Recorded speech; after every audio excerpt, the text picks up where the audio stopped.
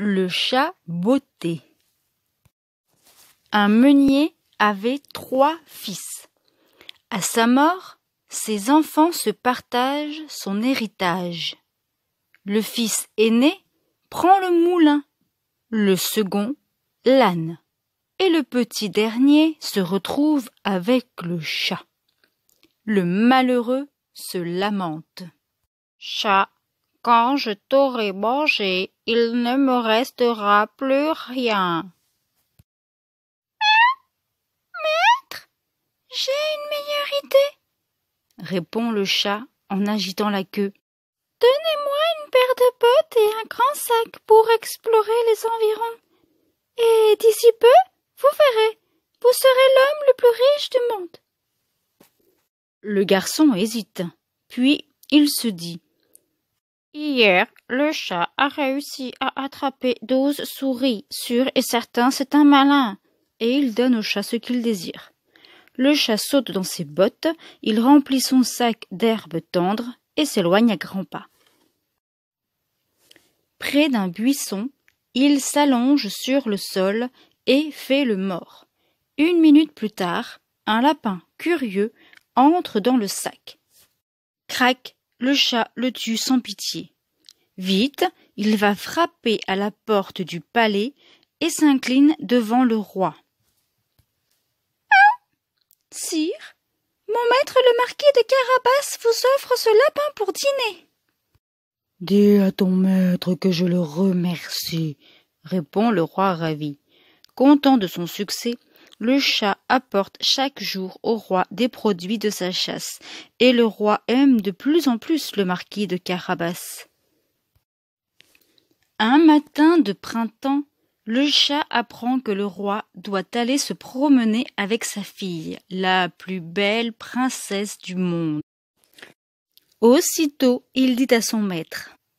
« Allez vous baigner dans la rivière sous le petit pont, et ne vous étonnez pas si je vous appelle marquis de Carabas. »« Marquis de Carabas? C'est un joli nom, » répond le garçon.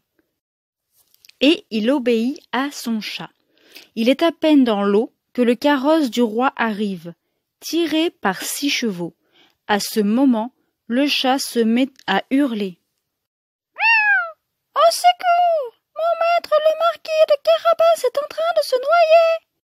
Vite, le roi ordonne à ses serviteurs de sauver le marquis de Carabas et de lui donner des vêtements secs.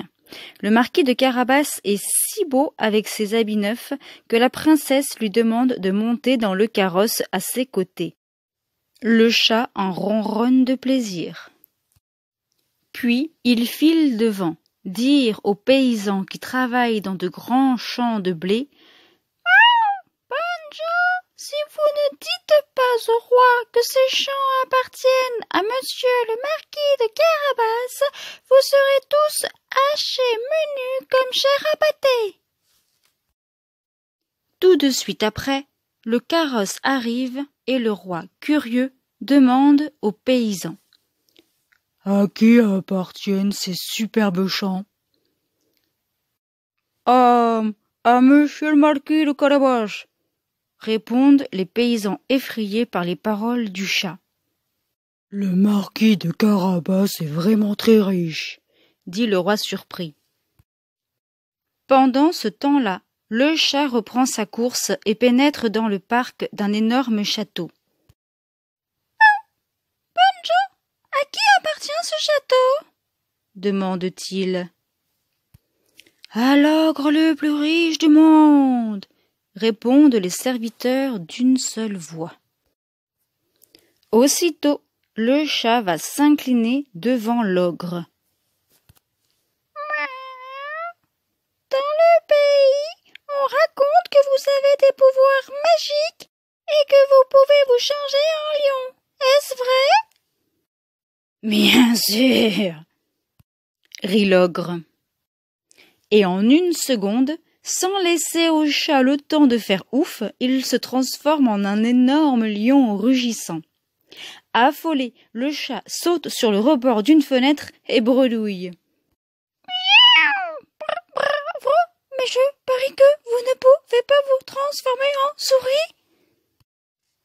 Rien ne m'est impossible, grogne l'ogre. Et il se change en une minuscule souris.